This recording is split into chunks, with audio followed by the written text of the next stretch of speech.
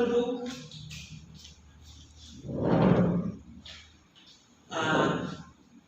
Kira-kira ada yang bisa kau bantu? Jadi begini Pak, sepertinya saya merasa saya tidak cocok mengajar di sini Pak. Kenapa itu ibu sampai punya perasaan seperti itu? Kira-kira apa yang membuat ibu sampai berpendapat seperti itu?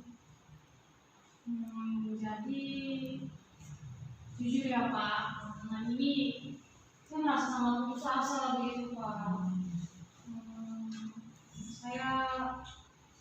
Saya merasa bahwa saya sudah tidak cocok lagi mengajar di sini Pak. Tapi saya sudah mencoba sih merefleksikan diri bahwa saya pasti punya sesuatu untuk mengatasi ini semua. Ya kalau begitu sudah langkah awal yang baik toh. Udah putus asa tapi masih merasa bahwa punya sesuatu. Kalau begitu kira-kira apa yang ibu harapkan nanti sesudah ngobrol-ngobrol kita ini? Kalau selama ngobrol-ngobrol ini sih ya paling tidak saya mau supaya perasaan ini, masalah ini segera teratasi begitu. Karena memang saya belakangan ini punya masalah dengan peserta didik kelas. Jadi harapan saya ya semoga masalah dengan peserta didik ini segera selesai begitu Pak. Paling tidak rasa putus asa saya ini segera menghilang begitu. Oh begitu. Coba kalau begitu ibu ceritakan yang ibu alami bersama anak-anak di kelas. Beberapa minggu belakangan ini Pak, sebenarnya murid-murid di kelas saya itu sedikit bertingkah aneh begitu Pak. Mereka sering protes untuk hal-hal yang sebenarnya menurut saya aneh begitu, tiba-tiba protes tanpa alasan yang jelas. Kemudian ketika pembelajaran nih Pak, mereka tuh tidak memperhatikan apa yang saya ajarkan kepada mereka. Saya juga memberikan kesempatan mereka untuk berlatih Pak, berlatih berbicara gitu.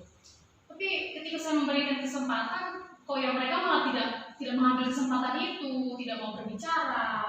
Tetapi anehnya ketika teman-teman mereka yang lain berbicara, mereka masih asik berbicara dengan teman-teman mereka yang lain. Mereka tidak memperhatikan teman mereka yang sedang berbicara itu.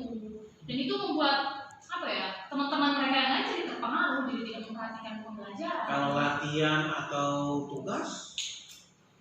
Itu lebih parah lagi Pak. Mereka malah tidak mau mengerjakan tugas yang saya berikan. Dan yang ketika ulangan sudah pasti mereka tidak bisa mengerjakannya. Oke. Tapi barangkali ibu sudah pernah melakukan 1-2 hal untuk bisa mengatasi ini. Ibu bisa sharing kan? Ya namanya kalau memberikan sesuatu hal, melakukan sesuatu hal ya sudah saya lakukan Pak. Selama ini saya sudah menasihati mereka, berbicara dengan mereka secara baik-baik begitu Pak. Itu bagus. Lalu kira-kira tanggapan mereka bagaimana?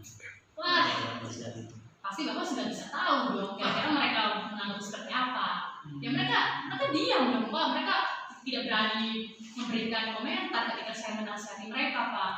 Ya tetapi namanya juga anak-anak ya Pak, ketika mereka dinasihati sekali kemudian mereka ulangi lagi beberapa hari kemudian itu, jadi terulang terus. Kalau begitu ya saya jadi ingin tahu coba langkah-langkah apa lagi yang bisa ibu lakukan supaya bisa mengatasi ini.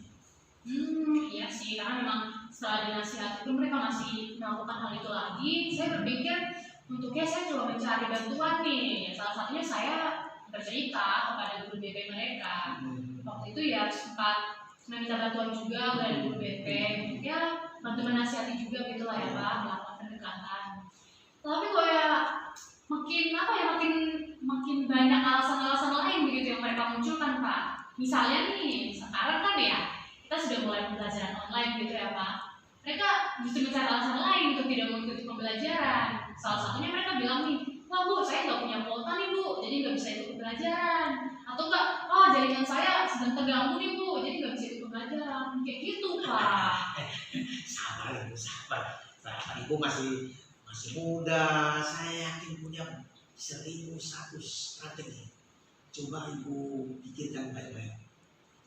Ada strategi-strategi, mungkin ibu sudah memikirkan ya. Hanya waktu saja yang belum. Kira-kira ada ya? Silakan bisa ibu. Iya ya, seperti yang Bapak bilang tadi, memang saya masih belum mungkin juga ya. Mungkin memang selama ini saya terbawa emosi gitu ya Pak ya, emosional. Saya terlalu berharap peserta didik itu memperhatikan saya begitu, memperhatikan cara mengajar saya, memperhatikan materi pembelajaran saya, seperti itu ya Pak. Ya, tetapi ya saya juga berpikir untuk merefleksikan diri gitu ya, bahwa saya memang tidak boleh harus menyalahkan peserta didik saya begitu. Dalam hal ini ya saya sudah coba tadi berkolaborasi juga dengan guru BP gitu kan. Terus saya ini melakukan pendekatan gitu, semacam pendekatan kepada mereka. Bertanya kira-kira apa sih yang kalian butuhkan dalam pembelajaran, mau suasana pembelajaran yang seperti apa begitu, sehingga mereka tuh merasa nyaman gitu Pak di kelas. Nah, kalau begitu sudah amal yang bagus itu. Coba kalau begitu kira-kira seterusnya seperti apa yang berencanakan? Sebenarnya setelah saya melakukan pendekatan-pendekatan kecil seperti itu sudah mulai berhasil sih Pak ya, efeknya sudah mulai kelihatan. Ya, tetapi bagaimana ya, belum terlaksanakan keseluruhan gitu Pak, belum semua peserta didik merasa sudah teratasi begitu masalahnya. Jadi mungkin saya masih kurang berkolaborasi dengan rekan-rekan mereka, sehingga mereka masih belum mengeluarkan sepenuhnya begitu masalah apa yang mereka inginkan dari pembelajaran saya seperti itu. Kalau tidak salah, ibu kan ikut juga kelompok praktisi itu kan? Iya betul sekali. Saya mengikutinya. Coba ibu ceritakan kira-kira apa saja yang ibu dapatkan selama bergabung dengan teman-teman yang lain di sana. Mungkin ada 1-2 hal yang baik yang bisa dipraktikkan di kelas. Kalau tidak salah ya, saya ingat pernah ya, itu untuk menimbulkan motivasi peserta didik itu dilakukan dari ini kesepakatan kelas gitu Pak. Kalau itu kesepakatan kelas macam mana yang ibu mau? Yang sudah saya rencanakan, ini saya meminta mereka untuk mendiskusikan Pak, kira-kira suasana pembelajaran apa yang mereka rindukan selama ini, yang mereka inginkan dari sebuah pembelajaran di dalam kelas. Nah, dari diskusi itu saya meminta mereka untuk menuangkannya dalam sebuah poster Pak. Jadi kelihatannya kan kayak bukan tugas gitu kan Pak, ya, jadi lebih untuk memotivasi mereka. Tugas atau aturan gitu Pak. Jadi itu sebagai motivasi begitu. Bagus itu. Lalu bagaimana dengan pembelajarannya? Mengenai pembelajaran sejauh ini saya sudah membuat angket Pak, mengenai profil belajar peserta didik. Dari sini saya juga melibatkan guru BP di sini ya, untuk mengetahui bagaimana profil belajar mereka, untuk memetakan juga profil belajar mereka, di samping mengidentifikasi minat dan juga kesiapan belajar mereka. Di sini saya ingin menerapkan pembelajaran berdiferensiasi Pak, sehingga saya juga bisa tahu dari kecerdasan sosial dan juga emosional mereka. Kalau itu sudah luar biasa itu. Dari rencananya saya itu sudah banyak hal yang akan ibu buat dan ya pasti akan sukses itu. Coba ceritakan bagaimana selanjutnya.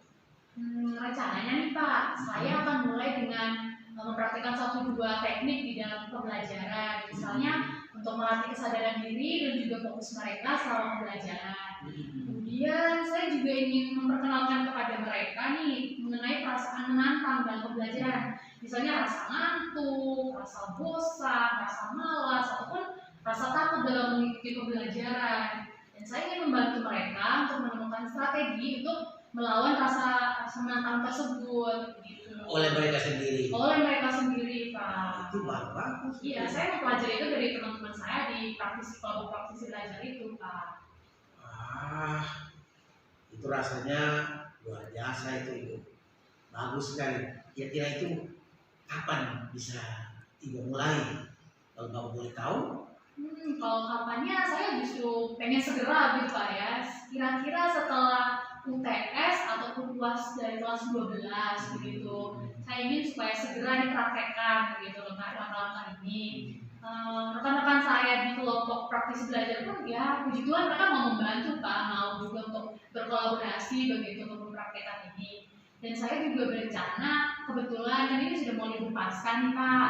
Saya ingin mulai mencari-cari sumber-sumber untuk mengatasi permasalahan ini, begitu strategi pembelajaran seperti apa yang bisa mengatasi permasalahan yang sedang saya alami ini gitu Pak. Jadi Ibu akan melibatkan teman-teman di kelompok praktisi untuk bisa membantu, terus bisa observasi, Iya betul Pak. sampai pelaksanaan. Betul sekali. Biasa kalau begitu baru mendengar rencananya saja itu sudah terlihat itu keberhasilannya ini bisa capai. Nah kalau begitu, wah,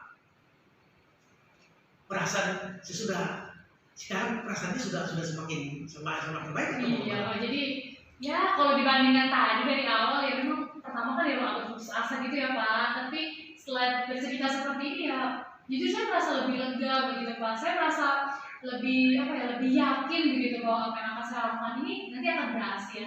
Memang ya kalau kita cuma ngobrol memang terdengarnya gampang Pak, tetapi ya kalau tindakan kan memang akan punya kesulitan tersendiri. Cuman ya dengan suasana hati yang lebih baik seperti sekarang ini, saya yakin bakal bisa berhasil sih mengatasi permasalahan saya ini Pak. Ya, syukur sekali. Ibu sudah bisa merasa lebih baik dan yakin akan rencana yang sudah dipikirkan. Mudah-mudahan akan juga bisa sukses dijalankan. Amin Pak. Amin. Ya, selamat, semoga berhasil. Iya Pak, saya berterima kasih sekali Pak sudah menyempatkan waktunya saya bisa bercerita dengan Bapak gitu. Sama-sama, Bapak juga bersyukur sekali dan berterima kasih sudah diberi kesempatan untuk ya beberapa menit mengobrol, membantu Ibu menemukan cara supaya bisa lebih lega dan bisa membuat anak senang dalam belajar. Itu yang paling penting. Ya. Kalau gitu saya izin pamit Ya, ya Pak. sama-sama. Terima kasih banyak Pak. Ya, sukses ya Ibu ya. Terima kasih Pak. Ya. Demikian praktek coaching dengan model Tirta di sekolah saya. Di sana tercipta komunikasi asertif antara coach dan coachee dalam tanya jawab yang akrab dan terbuka. Coachee tidak merasa tertekan, berhasil menentukan tujuannya, berhasil mengidentifikasi permasalahan, menemukan kiat-kiat untuk menentukan rencana aksi, serta punya komitmen untuk bertanggung jawab merealisasikan apa yang telah direncanakannya dalam tindakan nyata untuk menyelesaikan masalahnya. Sangat berkesan, bisa dipraktikkan.